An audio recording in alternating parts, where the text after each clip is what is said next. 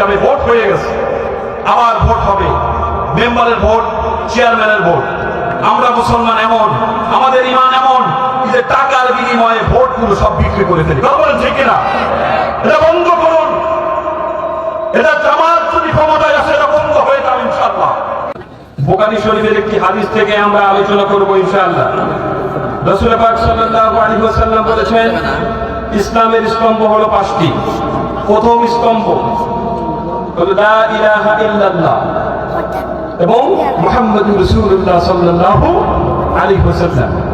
এই কথা সাক্ষ্য দেওয়া আল্লাহ ছাড়া কোনো ইলাহ নাই, মুহাম্মদ সাল্লাল্লাহু আলাইহি ওয়াসাল্লাম হলো আল্লাহর রাসূল এবং বান্দা। এখন এই একটি কথাকে সম্মুখে রেখে আসুন আমরা আলোচনা করি। আল্লাহ সুবহানাহু ওয়া তাআলা বলেছেন, ইন্না জাহান্নামা কানাত মিরসাদা। জাহান্নাম একটি গোপন ফাঁদ। জাহান্নামটা কি? জাহান্নাম একটি গোপন ফাঁদ। এই গোপন ফাঁদটা আল্লাহ সুবহানাহু ওয়া তাআলা এমনিতে তৈরি করেন নাই। আল্লাহ মানুষকে অত্যন্ত ভালোবেসে মহব্বত করে তৈরি করেছেন, জাহান্নামে দেওয়ার জন্য নয়। কিন্তু মানুষের কর্মদোষে কিছু মানুষ সেই জাহান্নামের বাসিন্দা হয়ে যাবে। আল্লাহ সেই জাহান্নামের ভয় দেখে বলছেন, ইন্না জাহান্নামা কানাত মিরসাদা। নিশ্চয় জাহান্নাম একটি গোপন ফাঁদ, সুতরাং ভয় রাখো। জাহান্নাম কার জন্য? লিত্তাগীনা মা'আবা। যারা সীমা লঙ্ঘন করেছেন। সীমা লঙ্ঘন করেছেন কারা? ওয়াকাযযাবু বিআয়াতিনা কিযাবা। যারা আল্লাহর আয়াতকে অস্বীকার করেছেন। আল্লাহর আয়াতকে তাদের ভালো লাগে নাই, কোরআনের কথা বলা হয়েছে তাদের কানে সহ্য হয় নাই, তাফসীরুল কোরআন মাহফিলকে বন্ধ করার পাই তারা যারা করেছে, ওদেরই এই আল্লাহর কোরআনকে তাদের ভালো লাগে নাই বলেই আল্লাহ সুবহানাহু ওয়া তাআলা এদের যে ভালো লাগবে না আল্লাহ তাআলা জানেন। এই জন্য বলেছেন কি যে তোমরা যে কোরআনের আইনকে রুখে দিতে চাও, কোরআনের সংবিধানকে তোমরা বানচাল করতে চাও, তোমরা কি জানো কোরআনের সাথে যদি বিরোধিতা করো, কোরআনের সাথে যদি বিরোধিতা করো তাহলে তোমাদের জন্য আমি আল্লাহ সুবহানাহু ওয়া তাআলা তৈরি করেছি জাহান্নাম, যেখানে একবার ঢুকলে বাড়ানোর কোনো সুযোগ নেই। কথা ঠিক কিনা? জাহান্নাম কার জন্য? ওয়াকাযযাবু বিআয়াতিনা কিযাবা। যে আল্লাহর আয়াতকে অস্বীকার করেছে। কারা আল্লাহর আয়াতকে অস্বীকার করেছে? ওমান লাম ইয়াহকুম বিমা আনজালাল্লাহু ফাউলাইকা হুমুল কাফিরুন। যারা আল্লাহর দেওয়া আইন অনুযায়ী বিচার ফয়সালা করে না। তখন ঠিক না? যারা আল্লাহর দেওয়া আইন অনুযায়ী বিচার ফয়সালা করে না। আমার বন্ধুগণ, হযরত ওমর ফারুক রাদিয়াল্লাহু তাআলা প্রেসিডেন্ট ছিলেন। তার জামানায় একজন সুন্দরী রমণী ধর্ষিতা হলো।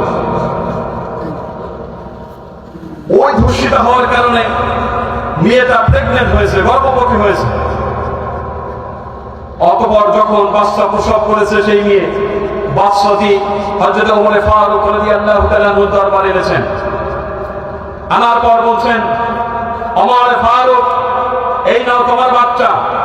হযরত ওমর রাদিয়াল্লাহু তাআলা আশ্চর্য হয়ে গেলেন।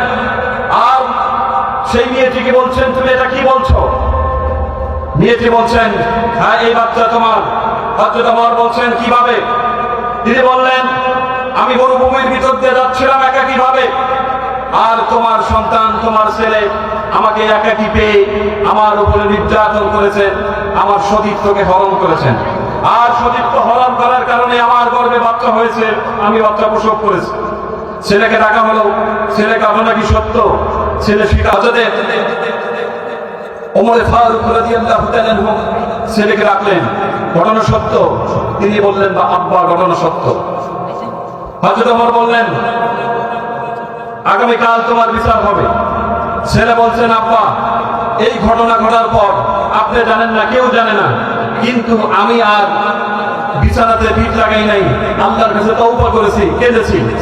হযরত ওমর ফারুক রাদিয়াল্লাহু তাআলা বললেন, কাঁদতে হবে না, ইসলামের আইন তোমার উপরে প্রয়োগ হবে। যাক জবাব বিচার দরবার। হযরত ওমর তার উপরে শাস্তি অর্পণ করলেন, আদেশ দিলেন দৌড়া মারার। দৌড়া মারা শুরু হয়ে গেল। মারতে মারতে এক পর্যায়ে হযরত ওমর ফারুক রাদিয়াল্লাহু তাআলা ছেলে ইন্তেকাল করলেন। তার দাফন হবে, দাফন কাফন শেষ করে সবাই চলে গেল।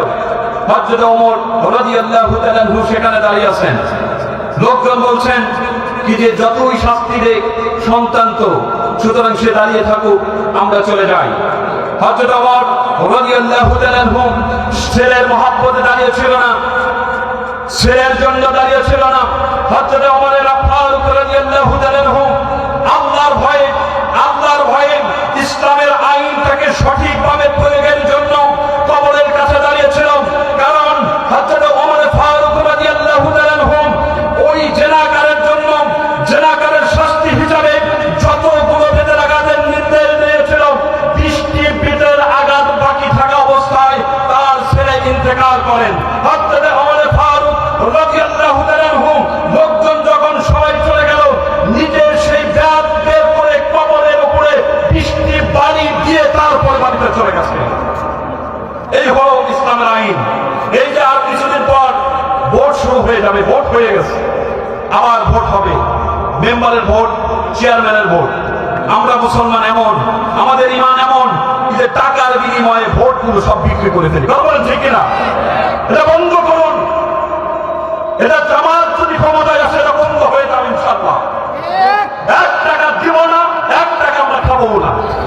বলেন ঠিক কিনা? আমার বন্ধুগণ, আপনি একটা ভোট দেওয়ার জন্য 2000 টাকা নিলেন, কোন লজ্জায় আবার আপনি মেম্বারের কাছে গিয়ে বলবেন এই কাজটা আমার করো? আমরা যারা ভোটার, আমরা সংশোধন হই, আমরা যারা মেম্বারে পদপ্রার্থী হব, আমরা যারা চেয়ারম্যানে দাঁড়িয়ে যাব, আমরাও সংশোধন হই ইনশাআল্লাহ।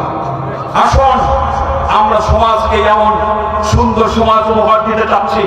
বিশেষ করে আমার নেটওয়ার্ক পাড়াকে আমরা এমন সমাজ উপহার দেব, এই নেটওয়ার্ক পাড়া ইউনিয়ন এমন ইউনিয়ন হবে, তাম বাংলাদেশের মধ্যে নেটওয়ার্ক পাড়া ইউনিয়ন একটা মডেল হবে ইনশাআল্লাহ।